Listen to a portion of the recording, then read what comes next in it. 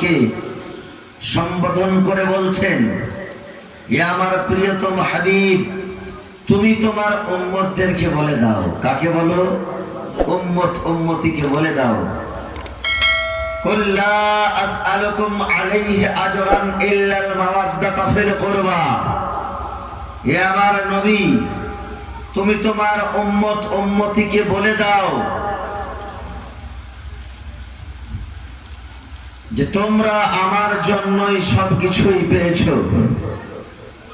যদি আজকে আমার নবী দুনিয়াতে না আসতেন আমরা আসতাম না, তাই তো বাবা? নবীকে সৃষ্টি করা না হলে মানুষকে সৃষ্টি করা হতো না, জমিন ও আসমানকে তৈরি করা হতো না, জান্নাত জাহান্নাম তৈরি করা হতো না। আজকে আমরা মানব কুলে জন্মদান পেয়েছি, বুদ্ধি বিদ্যা সবকিছুই পেয়েছি নবীর ওসিলায়। মুহাব্বতে বলেন, নবীর ওসিলায় আমরা সবকিছুই পেয়েছি। আল্লাহর নবী ইরশাদ করেন, বুখারী শরীফের হাদিস কিতাবুল ইলমের মধ্যে, মান ইউরিদিল্লাহু বিহি খায়রান ইউফাক্কিহু ফিদ্দীন ওয়া ইন্নামা আনা কাসিমুন ওয়াল্লাহু ইউতি। বলে আল্লাহ যাকে পছন্দ করে তাকে আলিমে দ্বীন তৈরি করে, আর ইন্নামা আনা কাসিমুন ওয়াল্লাহু ইউতি, নিশ্চয় আমি বিতরণ করি আর আল্লাহ আমাকে দেয়। জোরে বলেন সুবহানাল্লাহ। আমার নবী বলতেছেন যে আল্লাহ দেয় আর আমি বাঁটি। বাঁটনেওয়ালা কে? আমার নবী। দেনেওয়ালা কে? আল্লাহ। কবি বলতেছেন, রব হে মুഅতি ये है कासिम, रब है मुअती ये है कासिम, देता वो है दिलाते ये है, देता वो है दिलाते ये है। बिरादर इस्लाम, मुअज्जज मोहतरम, আল্লাহ তাবারাক ওয়া তাআলা দেয় আর আমি বাঁটি। নবীর ওসিলায় আমরা দুনিয়ায় আসতে পেরেছি, নবীর ওসিলায় কবরে গিয়ে নাজাত পাবো, নবীর ওসিলায় পুলসেরাতে নাজাত পাবো, নবীর ওসিলায় হাউজে কাউসারের জাম পান করতে পাবো, নবীর ওসিলায় মিজানের দাঁড়িপাল্লায় নাজাত পাবো, নবীর ওসিলায় জান্নাতে প্রবেশ করতে পাবো, নবীর ওসিলায় নামাজ পেয়েছি, নবীর ওসিলায় রোজা পেয়েছি, নবীর ওসিলায় হজ পেয়েছি, নবীর ওসিলায় যাকাত পেয়েছি, নবীর ওসিলায় কোরআন পেয়েছি, নবীর ওসিলায় হাদিস পেয়েছি, নবীর ওসিলায় ওলি পেয়েছি, নবীর ওসিলায় আলিম পেয়েছি, নবীর ওসিলায় ইমাম পেয়েছি, নবীর ওসিলায় মসজিদ পেয়েছি, নবীর ওসিলায় মাদ্রাসা পেয়েছি, নবীর ওসিলায় মানবকুলে জন্ম হয়েছি, নবীর ওসিলায় বিদ্যা বুদ্ধি সবকিছু পেয়েছি। এক কথায় নবীর ওসিলায় মুসলমান হয়েছি, নবীর ওসিলায় ঈমান পেয়েছি। সব কিছুই যে পেয়েছি তো নবীর ওসিলায়, আর যাহা কিছু পাবো তা নবীর ওসিলায় পাবো। কিন্তু এর পরিবর্তে আল্লাহর নবী আমাদের কাছে কিছু চাই না, এর পরিবর্তে আল্লাহর নবী আমাদের নিকট থেকে কোনো তার উজরত চাই না। আল্লাহর নবী এর পরিবর্তে আমাদের কাছ থেকে তার জন্য কোনো মুআরাজা চাই না। আল্লাহর নবী এর পরিবর্তে আমাদের কাছ থেকে তার জন্য কোনো বদলা চাই না। শুধু আর শুধু চেয়েছে আহলে বাইত, আহলে কুরআন, নিজের ঘরানার মুহাব্বত চেয়েছে। যদি বলেন আহলে বাইতের প্রেম, আল্লাহ ইরশাদ করেন কোরআনের মধ্যে, কুল লা আসআলুকুম আলাইহি আজরান ইল্লাল মাওয়াদ্দাতা ফিল কুরবা। হে আমার প্রিয়তম হাবিব, তোমার উম্মত উম্মতিদেরকে বলে দাও যে তোমরা যা কিছু পেয়েছো আমার ওসিলায় পেয়েছো, আর যা কিছু পাবে আমার ওসিলায় পাবে। তবে এর পরিবর্তে আমি তোমাদের কাছে কিছু চাই না, শুধু আমার আহলে বাইতকে ভালোবাসো। সেই আহলে বাইতকে আজকে আমরা ভালোবাসার পরিচয় দেওয়ার জন্য বসেছি। আহলে বাইতের ভালোবাসা, আহলে বাইতের প্রেম কিরকম ভাবে দেওয়া প্রয়োজন সেটা আজকে ইনশাআল্লাহ আমি বোঝানোর চেষ্টা করব আমি আপনাদেরকে, যে আহলে বাইতকে, আহলে বাইতের ভালোবাসাটা কেমন ভাবে দেওয়া দরকার। আজকে 10 মুহররমুল হারাম এর দিনটা পার হলো, 11 মুহররমুল হারামের রাত্রিতে আমরা বসে আছি, যাকে বলা হয় শামে গরিবা। আমি বললাম যে শামে গরিবা বলে এই রাত্রিটিকে। আর এই মুহররমুল হারাম শরীফের মাস আমাদের কাছে সম্মানিত মাস, প্রিয় মাস, যেই মাসের ফজিলত শুধু আমি আর আপনি বলি না, আমার দয়ার নবী, মায়ার নবী বলেছেন। শুধু আমার নবী নয়, আল্লাহ তাবারক ওয়া তাআলা কোরআন পাকের মধ্যে এই মাসের কথা ঘোষণা করে বলেছেন যে এই মাসটা হলো সম্মানিত মাস। জোরে বলেন সুবহানাল্লাহ। একটি মজার কথা আমি আপনাদেরকে জানিয়ে দিই, আল্লাহ কোরআন পাকের মধ্যে এই মাসে যে আমরা এত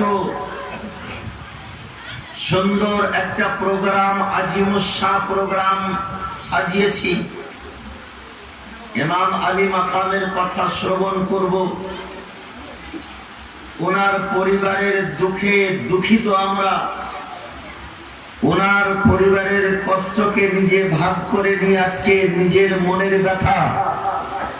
ইয়াজিদি সম্প্রদায়কে তো এখন মারার ক্ষমতা নেই, কিন্তু দুফোঁটা চোখের জল ফেলে আহলে বাইতের ভালোবাসা যদি আমরা দেখাতে পারি, আর এই দুফোঁটা চোখের জল যদি আল্লাহর দরবারে কবুল হয়ে যায়, তো আপনার দুনিয়া ও আখিরাত দুটোই পরিবর্তন হয়ে যাবে, আপনার দুটোই শুধরিয়ে যাবে, দুই জগতে আপনি সাফল্য হয়ে যাবেন। আল্লাহ তাবারক ওয়া তাআলা এই মাসের সম্মানকে বাড়িয়েছে। আল্লাহ কোরআন পাকের মধ্যে ইরশাদ করেন, ইন্না ইদ্দাতাশ শুহুরি ইনদাল্লাহি 12 শাহরান ফি কিতাবিল্লাহ, নিশ্চয় আল্লাহর নিকটে মাসের গণতি হচ্ছে 12খানা মাস। এই 12খানা মাস আল্লাহর নিকটে গণনা হয়েছে। আমরাও 12খানা মাস গণতি করি, তাই তো বাবা? তবে আমরা গণতি করি জানুয়ারি, ফেব্রুয়ারি, মার্চ, এই দিক থেকে। আর 12খানা মাস আল্লাহর নিকটে কিভাবে গণনা হয়েছে? মুহররম, সফর, রবিউল আউয়াল, রবিউল আখির, একদিক থেকে 12খানা মাস। 12খানা মাস আল্লাহর নিকটে। সেই 12খানা মাস কবে থেকে গণতি শুরু হয়েছে? আমাদের ইংরেজি মাসে, আমরা ইংরেজিতে মাস গণনা করি, কিন্তু কখন থেকে গণতি শুরু হয়েছে? এতজন লোক বসে আছে, কিন্তু হয়তো খুব কমই লোক বলতে পারবে যে কখন থেকে ইংরেজি মাসের স্টাডি শুরু হয়েছে, চালু হয়েছে, কখন থেকে ইংরেজি মাসটা। কিন্তু আরবিক মাস কখন থেকে চালু হয়েছে? আজকে আমার কাছে শুনে নিন, মুসলমান হওয়ার নাতে এ কথা কেউ যদি জিজ্ঞাসা করে যে তোমার মাসের গণনা কবে থেকে শুরু হয়েছে, বুকে জোর রেখে, মনে শক্তি রেখে কথা বলবেন। কারণ কথাটা শুধু আমার মতো কোনো আলিমের কথা নয়, কথাটা আল্লাহ পাকের কথা। বলে মাসের গণনা আল্লাহর কাছে 12খানা মাস, আমরাও সেই মাসের গণতি 12খানা মাস দিয়ে গণনা করি। আল্লাহ পাক ইরশাদ করেন যে এই মাসখানা কখন থেকে গণনা শুরু হয়েছে? বলে ইয়াউমা খালাকাস সামাওয়াতি ওয়াল আরদ, যখন থেকে আসমান আর জমিন তৈরি হয়েছে তখন থেকে মাসের গণতি শুরু হয়ে গেছে। এই 12খানা মাসের মধ্যে আল্লাহ পাক 4খানা মাসকে সম্মানিত করেছে। এটা আমি বলি না, আল্লাহ কোরআনের মধ্যে বলছেন, ওয়া মিনহা আরবাআতুল হুরুম, এই 12খানা মাসের মধ্যে 4খানা মাস হচ্ছে আরবাআতুল হুরুম। ওয়া মিনহা, এই 12-র মধ্যে আরবাআতুল হুরুম, 4খানা মাস প্রিয়, 4খানা মাস সম্মানিত, 4খানা মাস ফজিলতপূর্ণ। হয়তো আমরা মনে মনে ভাববো যে তার মধ্যে হয়তো রমজান মাস পড়বে, কিন্তু রমজান মাসের তো আলাদাই মর্যাদা, তার তো মিসাল নাই। কিন্তু 4খানা মাসকে আল্লাহ সম্মান দিয়েছে। তার মধ্যে 4খানা মাসের মধ্যে পরস্পর 3খানা মাস, 11তম যেটা মাস এবং 12তম যে মাস, আর প্রথম যেই মাস। 11-12-র পরে আবার প্রথম হবে, তো 12খানাই তো মাস। 12 নম্বর যখন চলে আসলো আবার প্রথম নম্বর ঘুরতে আছে গোল গোল ভাবে। তো 12খানা মাস, 11তম মাস হচ্ছে জিলকাদা, 12তম মাস হচ্ছে জিলহিজ্জা, আবার প্রথম মাস হচ্ছে মুহররমুল হারাম। এই 3খানা মাস পরস্পর, আর 1খানা মাস মধ্যখানে আছে যার নাম হলো রাজাবুল মুরাজ্জাব শরীফের মাস। যেই মাসখানাকে আমরা নিজের ভাষায় মেরাজের মাস বলে থাকি। যেই মাসের 27 তারিখে আমার নবীজি স্বয়ং আল্লাহর সঙ্গে দেখা করে, আল্লাহর সঙ্গে কথা বলে আমাদের জন্য তোহফা স্বরূপ 5 ওয়াক্তের নামাজ নিয়ে এসেছিলেন। সেই মেরাজের মাসকে রাজাবুল মুরাজ্জাব শরীফের মাস বলা হয়।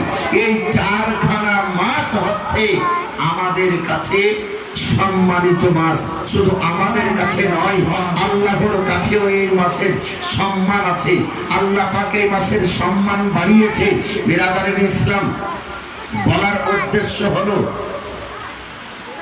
4খানা মাস সম্মানিত। প্রত্যেকটা মাসের সম্মান বয়ান করতে গেলে আমার বক্তব্যের উদ্দেশ্য শেষ হয়ে যাবে। তার জন্য যে মাস অতিবাহিত করছি, শুধু এই মাসের ফজিলতটুকু এক ঝলক বয়ান করে আমি দাস্তানে কারবালা বয়ান করতে শুরু করব আপনাদের সামনে। বলে ভাই, এই মাসের সম্মান যে এত বেশি, এই সমস্ত মাসকে যে সম্মানিত মাস বলে ডাইরেক্ট কোরআন আখ্যায়িত করছে, স্বয়ং আল্লাহ আখ্যায়িত করছেন যে এই মাসগুলি সম্মানিত।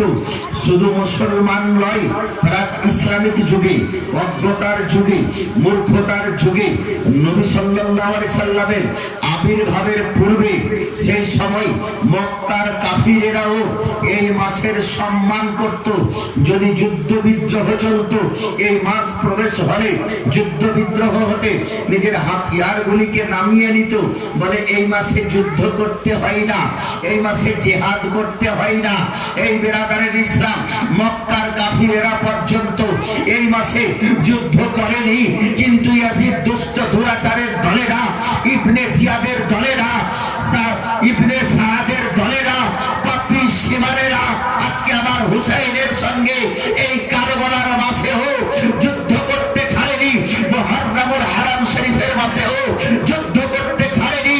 যেই মাসের সম্মানের জন্য মক্কার কাফিরেরা পর্যন্ত যুদ্ধ করত না, কিন্তু এরা নবীর কলেমা পড়া সত্ত্বেও, নবীর দেওয়া নামাজ পড়া সত্ত্বেও, নবীর দেওয়া কোরআন পড়া সত্ত্বেও এরা আমার হুসাইনের সঙ্গে জিহাদ করতে চায়।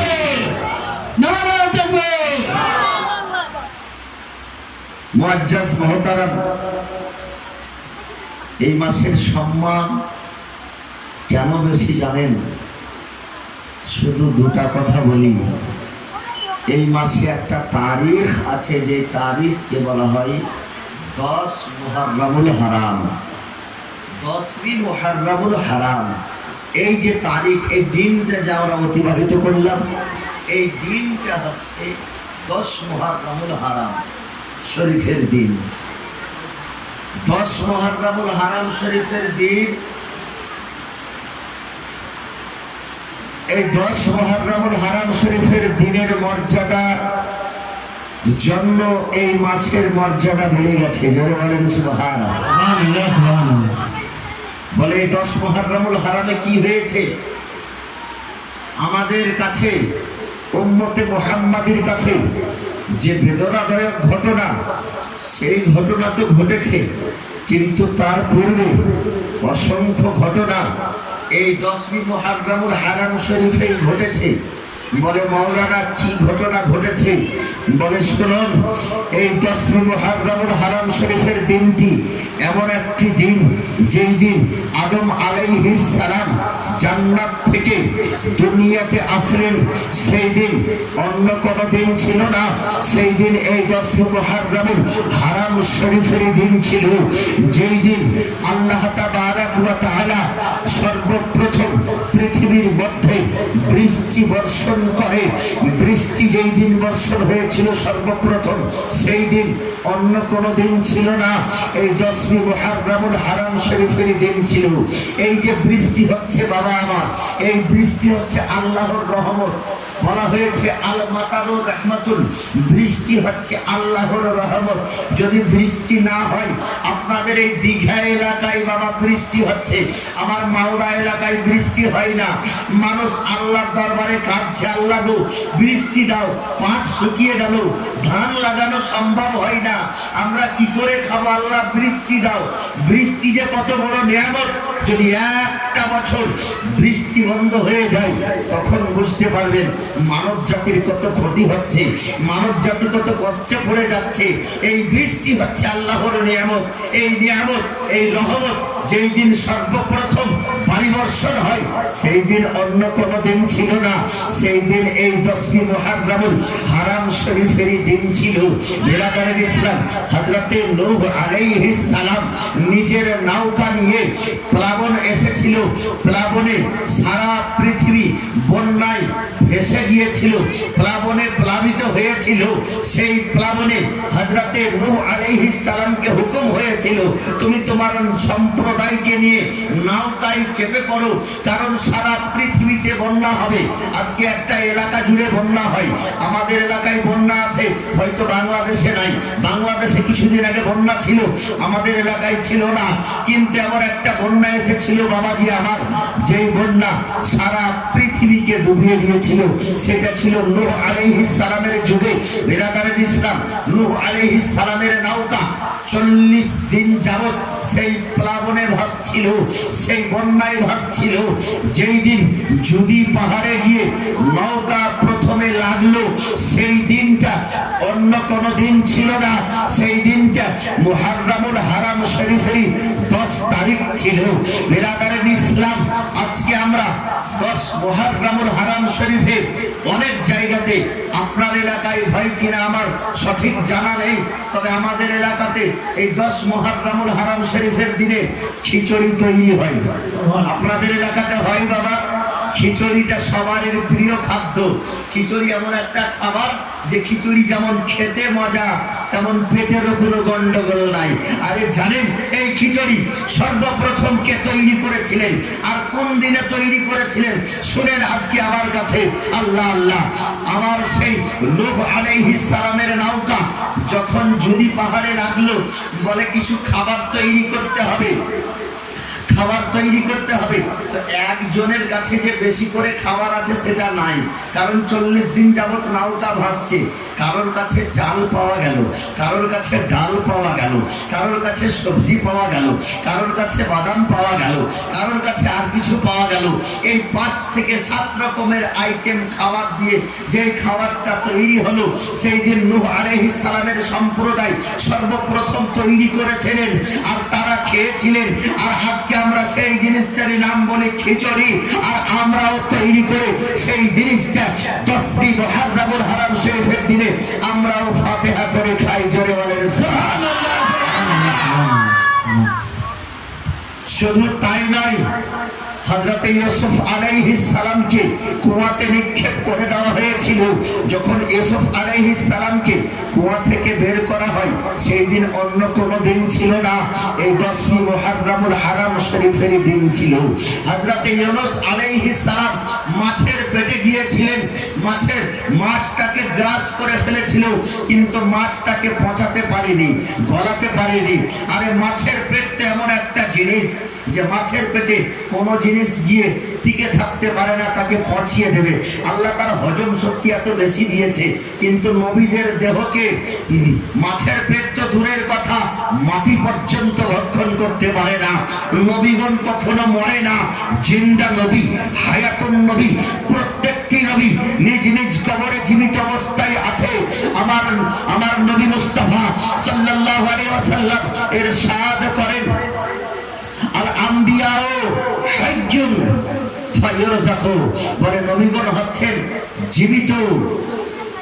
হারামাল্লাহু আন তাকুলা আজসাদাল আম্বিয়া আলাল আরদ, জমিনের উপরে, মাটির উপরে আল্লাহ নবীদের দেহকে খাওয়া হারাম করে দিয়েছে। মাটি নবীর দেহকে খেতে পারে না। সারা পৃথিবীর মধ্যে যত জীবজন্তু আছে যারা খেয়ে নিতে পারে, গ্রাস করতে পারে, পচিয়ে দিতে পারে, কিন্তু মাটির চাইতে বেশি ক্ষমতাশালী নাই। মাটির মধ্যে এমন কোনো জিনিস নাই যে যাওয়ার পরে পচবে না, গলবে না, হাড় হাড্ডি পর্যন্ত মাটি গলিয়ে দেবে, বিরাদারের ইসলাম। কিন্তু সেই মাটি পর্যন্ত নবীদের দেহকে স্পর্শ করতে পারে না। নবীদের দেহকে স্পর্শ করা, নবীদের দেহকে খেয়ে নেওয়া, নবীদের দেহকে গলিয়ে দেওয়া, নবীদের দেহকে পচিয়ে দেওয়া, নবীদের দেহকে শেষ করে দেওয়া এই মাটির প্রতি হারাম করা হয়েছে।